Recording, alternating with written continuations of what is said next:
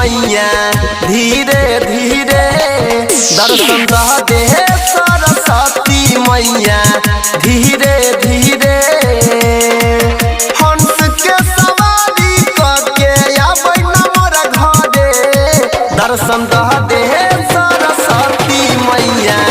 धीरे धीरे दर्शन दे सरस्वती मैया धीरे धीरे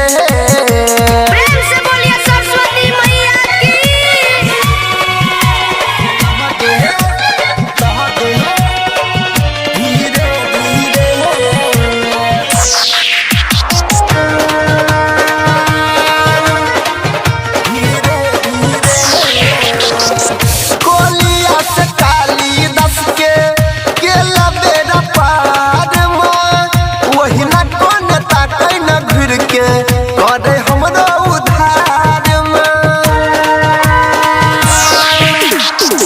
कलिया से काली दस के केला बेरा पार वही न कोन ताकै न घुर के कदे हमरो उधार धूप देखैबौ तोरो मा भोरे भोरे दर्शन दे सरस्वती मैया धीरे धीरे दर्शन दे सरस्वती मैया धीरे धीरे प्रेम से बोलिए सरस्वती मैया की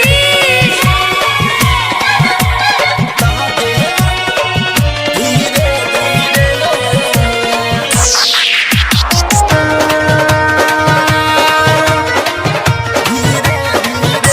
तोर दया से तुलसीदास लिख दलकै रामायण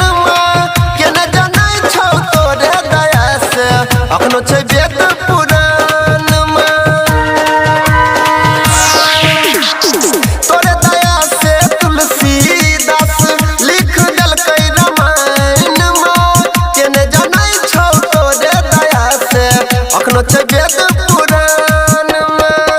कोमल के आसन विराजै छै गंगा तीरे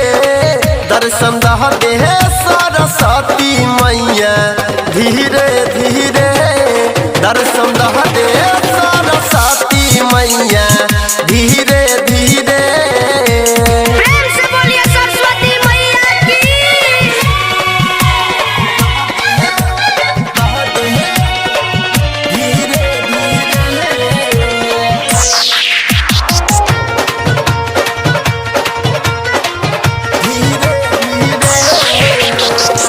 मैं बेटा के रिश्ता होय छै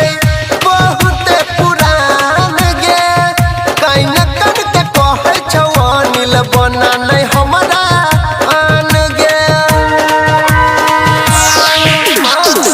मैं बेटा के रिश्ता होय छै बहुत पुरान गे कहीं न कर के कहौ कमलेश बना नहीं हमरा आन गे मेवा मिठाई चढ़ैबौ हम तोरे दर्शन दे सरस्वती मैया भोरे भोरे दर्शन दे